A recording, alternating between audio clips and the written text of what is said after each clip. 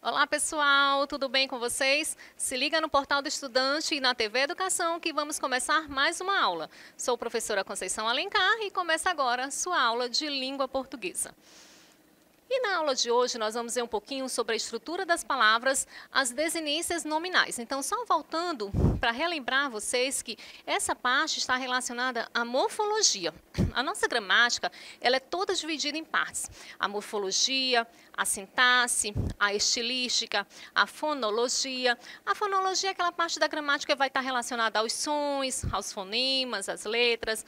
A morfologia, a parte da gramática que vai estar relacionada à forma das palavras. E a sintaxe, que vai estar relacionada à função das palavras. Já na estilística, vocês vão precisar muito dela como recursos de escrita, recursos de comunicação. Então, fique muito atento, porque um conteúdo está sempre muito interligado ao outro. Morfologia é o conteúdo base, é um conteúdo muito básico. Então, desde agora, vocês precisam se acostumar com a morfologia, para mais adiante vocês não terem dificuldade com a sintaxe, né? Vocês vão ver aqui que nós colocamos aqui um pouquinho da análise morfológica, mas apenas em relação às desinências nominais. Porque, na verdade, quando nós temos nas provas, faça a análise morfológica, faça a análise sintática da oração. Então, vocês precisam estar preparados. Se vocês não dominam o conteúdo de análise morfológica, certamente vocês terão dificuldade de fazer a análise sintática. Por quê? Porque na análise morfológica, a gente faz essa análise dos termos, das palavras, de forma isolada, palavra por palavra, né? Eu vou analisando, vou dizendo o que é artigo, o que é substantivo, o que é pronome, de forma isolada. Já na sintaxe, não. A sintaxe, um termo, ele está interligado ao outro. Alguns são dependentes, outro tem essa questão da subordinação. Então, tem que ter muito cuidado, porque quando a gente não domina a morfologia, dificilmente a gente vai dominar a sintaxe, né? Porque na sintaxe, um termo que era adjunto, que era artigo, lá na sintaxe ele já pode ser um adjunto adnominal. Na morfologia, um termo que era um substantivo, lá na sintaxe ele vai ser um sujeito. Então, a gente tem que estar muito ligado a esses conceitos que são iniciais, para que a gente possa ir ampliando os nossos estudos. Tá? Se você perdeu alguma aula, só ir lá na plataforma Gonçalves Dias, no portal do estudante, e rever esse conteúdo, porque ele tem toda uma sequência. Então, vamos lá começar sobre desinências nominais. Na verdade, é um conteúdo bem simples, né, relacionado à questão do gênero e do número, como nós vamos ver agora. Então, vamos lá, desinências nominais. As desinências nominais são os morfemas que, quando adicionados aos nomes, ou seja, substantivos e adjetivos, indicam sua flexão em gênero, masculino e feminino, e em número, singular e plural. Desinência de número indica o singular e o plural dos nomes. Exemplo, mesa, mesas, carro, carros, homem, homens. E desinência de gênero indicam o feminino ou o masculino dos nomes. Exemplos, aluno, aluna, menino, menina, marquês, marquesa.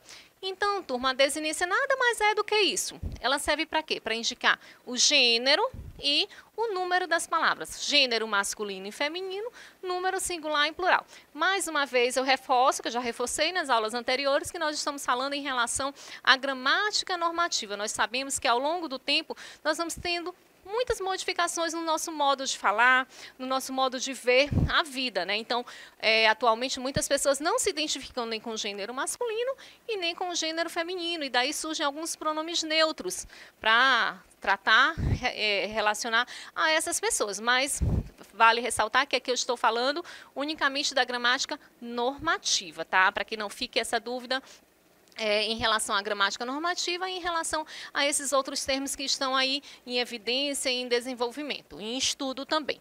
Então, vamos lá, continuando aqui. Palavras invariáveis. Tenha atenção, pois existem palavras invariáveis que não se flexionam, não admitem desinências de gênero nem de número. Palavras que não aceitam desinência nominal de gênero: mesa, cadeira, cama, papel, janela, hotel, tribo, telefonema, cruz, igreja. Palavras que não aceitam desinência nominal de número. Pires, lápis, ônibus. Então, muita atenção. A gente está falando de desinências nominais relacionadas a gênero e número. Ah, então todas as palavras elas podem sofrer essa flexão? Não, nem todas as palavras. Por exemplo, mesa. Eu não tenho a palavra meso. Não tem, não existe. A palavra cadeira. Eu não tenho a palavra cadeiro. Não existe. Então, a gente tem que estar muito atento ao que pode variar e ao que não pode. Outra dica muito importante é que quando vocês olham o S no final da palavra, diz, tem o S é plural. Pronto, fácil. Não, turma, muita atenção.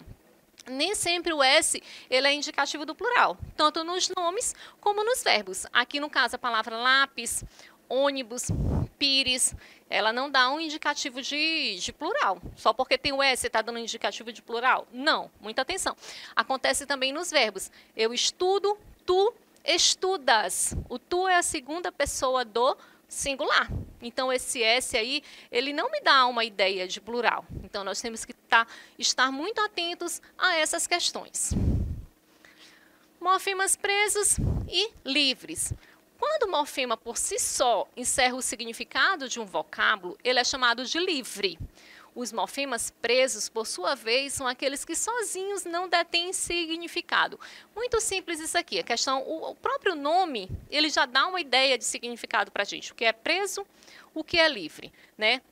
No caso aqui os morfemas presos são aqueles que não têm significado. E o livre...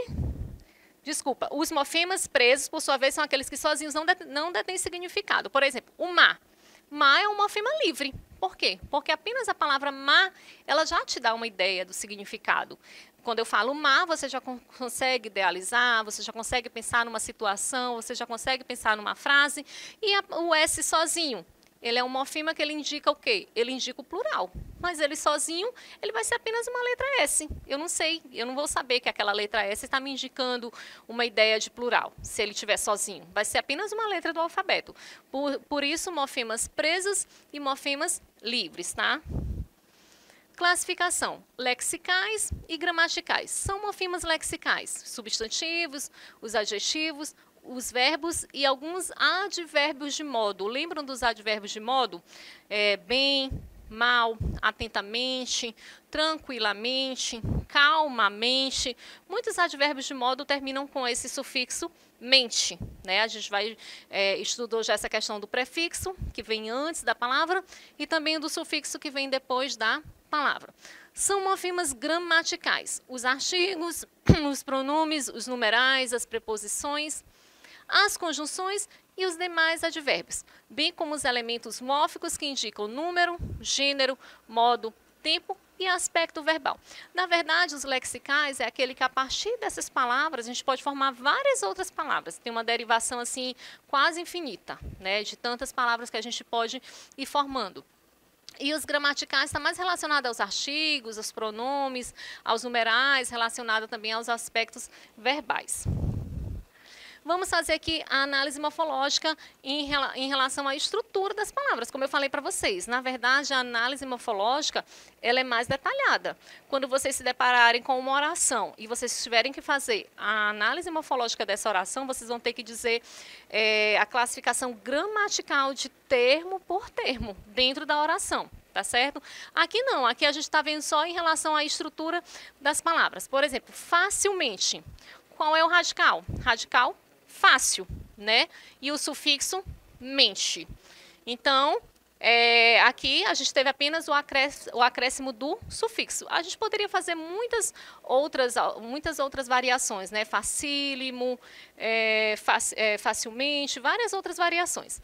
E racionalmente, radical, racional, o prefixo i e o sufixo mente. Mais uma vez, lembrando que esse conteúdo ele é importante para quando vocês forem ver o processo de formação das palavras, que ele é o processo de formação das palavras por derivação ou por composição, tá? Então, fiquem atentos a isso.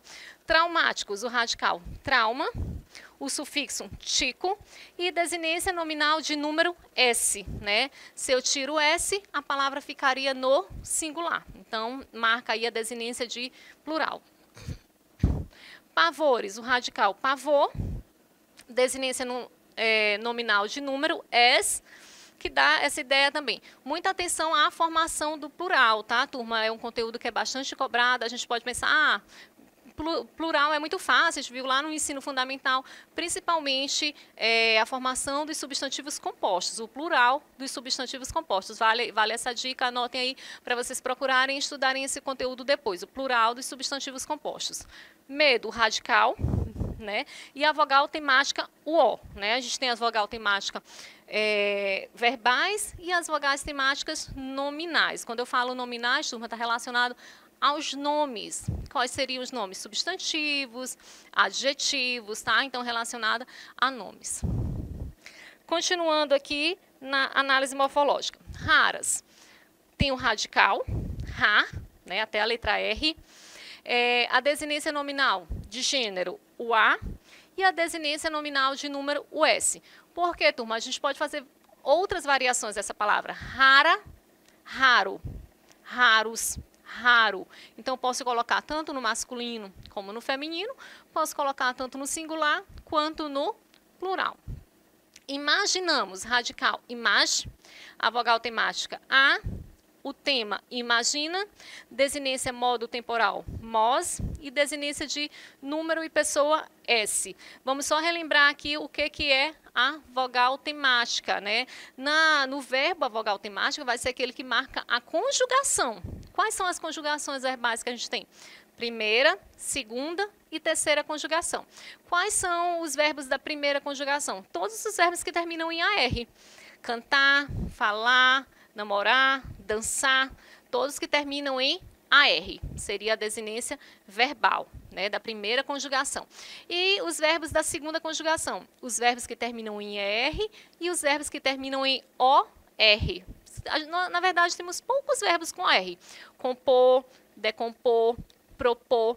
Por que, turma, que os verbos da segunda, terminados em OR, pertencem à segunda conjugação? Porque antigamente o verbo por, ele era escrito poer. Daí vem essa derivação. Então, todos os verbos que terminam em OR também pertencem à segunda conjugação. E os verbos da terceira conjugação são aqueles que terminam em IR, né? Sorrir, falir e muitos outros, né? O que é o tema? O tema é o radical mais a vogal temática. Então, quando eu tenho o radical mais a vogal temática, eu chamo de tema. E as desinências para dar o modo e o tempo verbal, ou número e pessoa. Vamos aqui para o exercício. Vocês sabem que vocês vão encontrar muitos gêneros textuais ao longo das provas de vocês, né? Não confundam tipos textuais com gêneros textuais. Tipos textuais são características fixas, né? São características já que têm suas estruturas próprias. E dentro dos tipos textuais é que nós vamos encontrar os gêneros textuais. Os gêneros textuais, eles fazem parte do nosso dia a dia, do nosso cotidiano. São situações de comunicação. Na verdade, são situações sociocomunicativas. Então, vamos analisar esse aqui e vocês vão me dizer qual é o gênero textual. Bem fácil. Como dar uma voltinha num carrão que ainda não é seu? Test drive, a go, né? Então, vamos ver aqui. Responda, que gênero textual é esse? Tá bem fácil, né, turma? Qual é o gênero textual? O gênero textual é um anúncio publicitário. E dentro do anúncio publicitário eu tenho qual função da linguagem? Qual é a função? Lembram? Nós já tivemos uma aula sobre a função da linguagem. A função da linguagem que eu tenho é a função apelativa. O que é a função apelativa? Aquela que tenta convencer o leitor. E é interessante que nesse tipo de texto, como nos anúncios publicitários, o modo verbal utilizado é um imperativo. Como assim um imperativo? Vocês percebem que no anúncio ele está sempre ali, conversando com o leitor. Ele dá ordens, ele dá conselhos, né? Compre, faça, venda, venha, veja, prove, aprove. Então, nos anúncios publicitários, vocês vão sempre encontrar esses verbos no imperativo. Qual a função da linguagem? A função apelativa. Qual a finalidade desse texto? A finalidade é convencer o leitor a fazer um test drive, quem sabe, a partir desse teste, adquirir o carro. Letra C. Qual o sentido da palavra carrão? Gente, a palavra carrão, ela foi utilizada só para dizer que o carro é grande? O que vocês acham? Não, né? Ela foi dizer, olha, ele tem um carrão. Quando eu digo ele tem um carrão, não é porque ele tem um carro grande.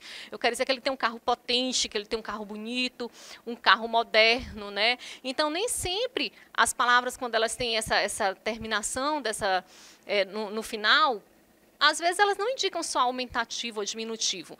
O mesmo acontece, por exemplo, na palavra diminutiva, quando eu quero usar de forma pejorativa. Às vezes eu uso para elogiar, mas às vezes eu também uso de forma pejorativa. Quando eu digo, ela é tão lindinha, eu estou usando para elogiar. Ela é fofinha, ela é lindinha, é um elogio. Agora, quando eu digo, eu que não vou sair com aquela gentinha, aí já não é elogio. Esse diminutivo aí passou longe de ser um elogio. Então, muita atenção a essas situações quando a gente encontra a modificação na flexão das palavras, o que realmente a palavra quer falar dentro do contexto. Letra D. Que elementos mórficos da palavra voltinha e carrão têm em comum? O que elas têm em comum? Tanto a palavra voltinha quanto a palavra carrão. As duas têm o sufixo, né? Uma ali dando uma ideia de diminutivo e outra dando uma ideia de aumentativo. Mas dentro do contexto elas têm teriam uma outra interpretação. Os elementos inha e ão nas palavras, voltinha e carrão, são morfemas que indicam diminutivo e aumentativo, respectivamente. Mas nesse contexto elas significam literalmente isso? Não, né? Nós acabamos de falar, né? Voltinha dá uma volta rápida, né? Uma volta para conhecer, uma volta de teste. E o carrão seria um carro potente, um carro moderno, né, que vocês apreciem bastante, né? Então, nem sempre vai dar essa ideia aí de aumentativo ou diminutivo. Assinale a opção em que o vocábulo não apresenta desinência de gênero. Ele não apresenta desinência de gênero masculino ou feminino. Então, apenas um não tem desinência de gênero. Vamos ver. Primeiro. Incômodo, incômoda. Adulto, adulta. Analfabeto, analfabeta. Criatura. E aí, eu consigo modificar a criatura? Dá para colocar criatura? Vamos ver a resposta? Não dá, né, turma? Então, a única que não apresenta desinência de gênero é a palavra criatura. Ela seria o quê? Seria um substantivo sobrecomum. Ela é utilizada tanto para o masculino quanto para o feminino, como é o caso da palavra indivíduo, como é o caso da palavra criança. Assinale o vocábulo cujo elemento mórfico destacado não corresponde à classificação do A de pequena. Perfumadas, violenta, louca, criança, formosa. Ele quer saber em qual dessas opções diverge aí do que foi feito ali. Pequena, pequeno. Será que é uma variação de gênero, uma desinência de gênero? Na verdade, a palavra criança. Por quê? Porque todos os outros eu posso fazer a desinência, colocando no masculino, no singular, no plural. Perfumada, perfumados. Violenta, violento. Louca, loucos. Formosa, formoso. E já a criança eu não consigo. Mais uma vez, qual é a classificação dentro dos substantivos? Seria um substantivo sobrecomum. Criança, indivíduo. Seria uma única forma, tanto para o masculino quanto para o feminino. Assinale a alternativa que apresenta um erro quanto à classificação do elemento mórfico destacado na palavra. A. Aflitivo, desinência nominal de gênero. B. Gentinha, vogal temática. C. Moça, desinência nominal de gênero. D. Fogos, desinência nominal de número. Ou é caderno vogal de ligação? Vamos ver a resposta. Ali, turma, vogal de ligação não seria, né? A letra E, a resposta caderno, tem um erro em relação ao elemento mórfico, a classificação desse elemento mórfico. Por quê? Porque está longe de ser uma vogal de ligação. O que são as vogais ou as consoantes de ligação? São aqueles que servem apenas para auxiliar na hora da pronúncia, né? São aquelas pequenas, uma pequena letrinha, uma pequena vogal, uma pequena consoante que vai nos ajudar a pronunciar melhor aquela palavra, certo? E agora o nosso momento português nas redes, que traz aqui, ó, gramática normativa, né? Está rejeitando ali. E a variedade linguística. Qual é a diferença, turma? A gramática normativa é aquela que a gente utiliza nas nossas provas, né? Em situações mais formais, tem que estar dentro das regras gramaticais que são estabelecidas. Não podemos fugir muito disso, porque senão nós estaremos cometendo um erro dentro da classificação da gramática. Já as variedades linguísticas, tudo é permitido desde que haja comunicação. Variedade em relação ao espaço, à idade, ao tempo. Então, são vários tipos de variações, tá certo? Aguardo vocês na próxima aula. Até a próxima!